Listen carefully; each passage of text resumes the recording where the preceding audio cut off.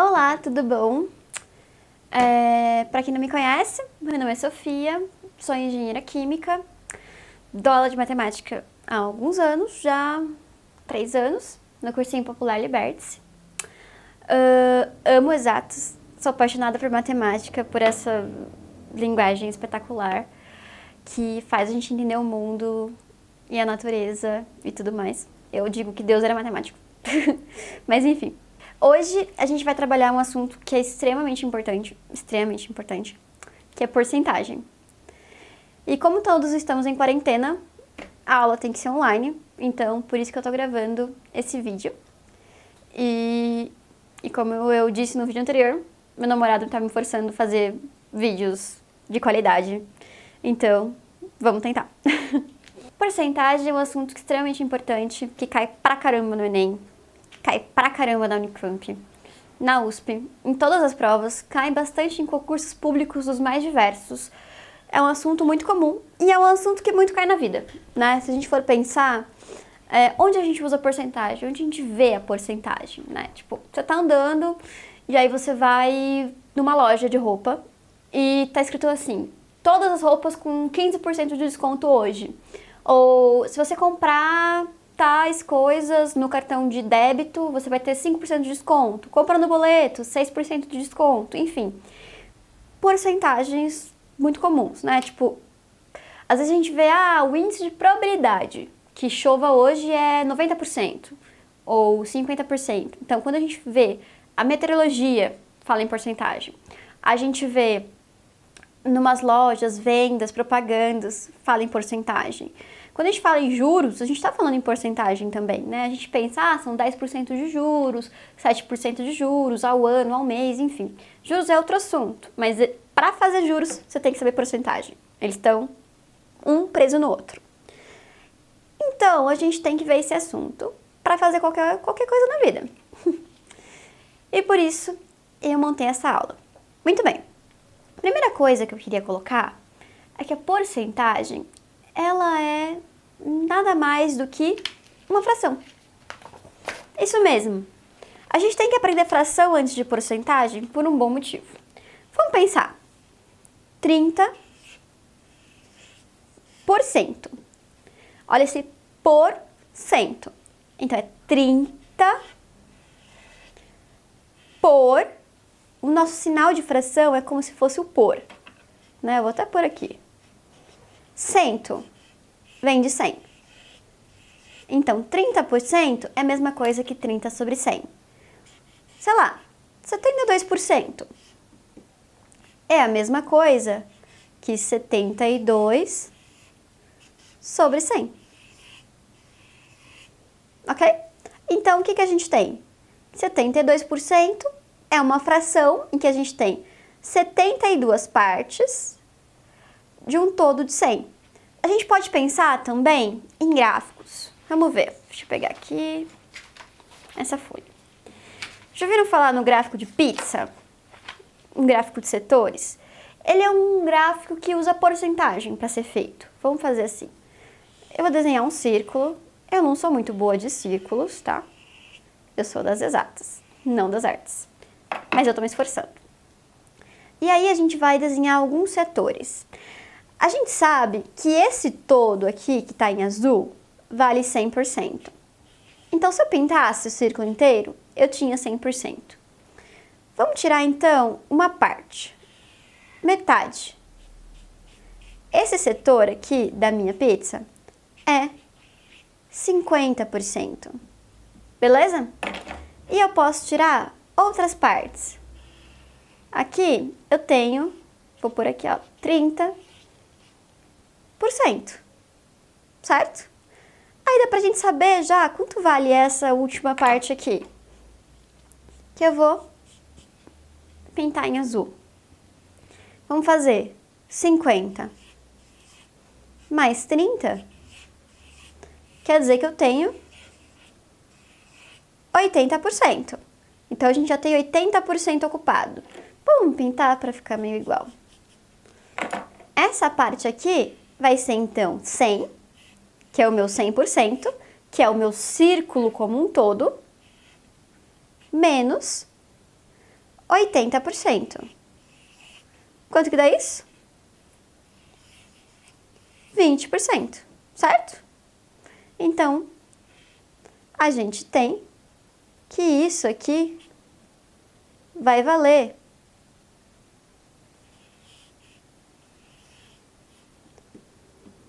20%. 20 mais 30, 50. 50. Ficou meio ruim as minhas divisões. Era para ser bem menor esse espaço aqui. Mas dá para vocês entenderem, né? Se eu for fazer um gráfico um pouco mais proporcional, eu acho que eu desenharia assim, ó.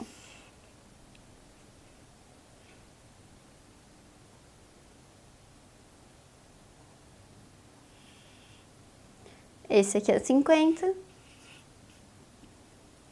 Esse é 30. E esse é 20. Esse gráfico tá melhor, porque 30 tem que ser uma área maior que 20. Mas a gente entendeu, né? Beleza, se tiverem dúvidas nisso, vocês me falam. Vamos lá. Vou pegar aqui. Como é que a gente aplica a porcentagem? Como é que a gente usa isso? Eu acho que o jeito mais fácil de a gente pensar de como usar a porcentagem é a gente aplicar ela. Fazer um exemplo. O exemplo vai aparecer aí na sua tela, beleza? Por aqui. Mas eu escrevi aqui pra mim, pra não esquecer, pra poder estar lendo pra vocês. Muito bem. A área da cidade de Biainópolis é de 270 km². Eu grifaria esse 270, porque é importante a gente ler o nosso texto e ir grifando as informações importantes, para a gente não se perder. Durante o período de chuvas, 5% da cidade foi alagada. Tem porcentagem, deve ser importante. Eu grifo isso também. Qual foi a área alagada? Beleza, então a gente tem algumas informações. Vamos colocá-las no papel, para a gente saber? Eu coloco aqui como a primeira parte do meu exercício é organizar ele. Então, a gente tem uma cidade cuja área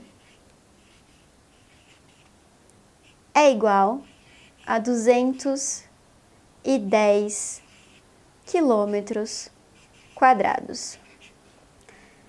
Só que a gente alaga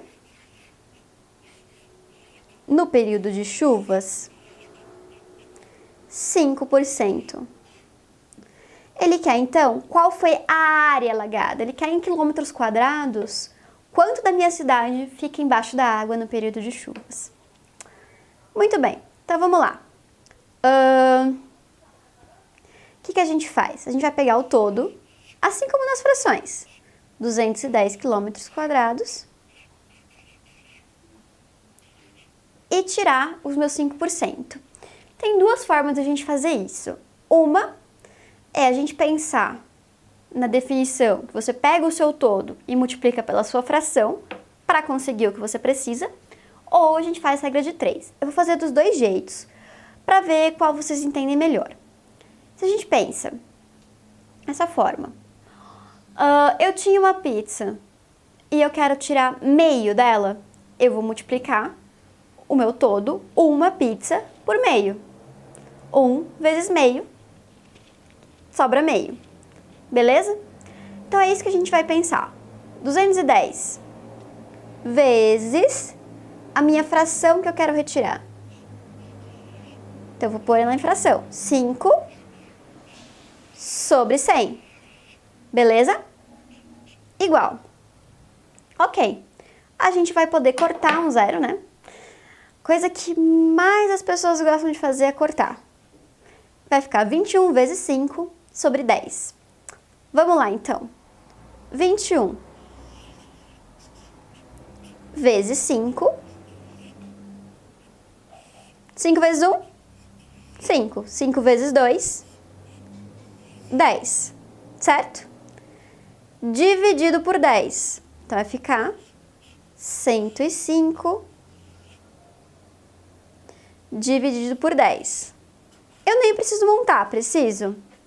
Vocês lembram a regrinha das divisões por números múltiplos de 10? Eu conto quantos zeros eu tenho, no caso 1, e ando com a minha vírgula. A minha vírgula tá aqui, né, quando ela não aparece. Então, eu vou andar o número de zeros que eu tenho. Ou seja, uma vez. A vírgula vem pra cá. Então, a minha resposta é 10,5 quilômetros. Beleza? Outra forma de resolver o exercício é por regra de 3. Então, vamos fazer assim também. Bem, a gente resolveu calculando diretamente, certo? Aqui, a gente pegou 210, multiplicou por 5 sobre 100. Outra forma é pensar assim. 210, ele é meu 100%, certo? 210 é o meu todo. É toda a área aqui da cidade. Muito bem. Agora, se a gente vê, ele quer saber os 5% da área que foi alagada. A gente tem que pensar assim.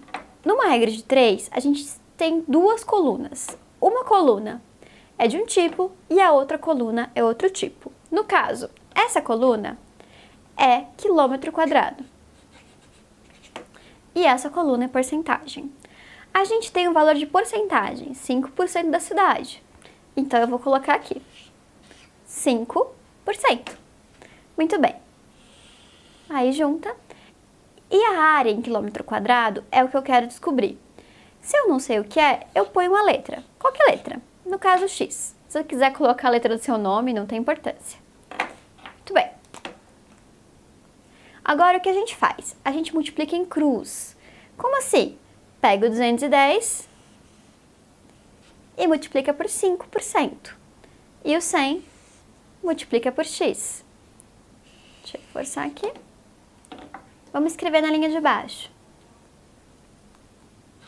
210 vezes 5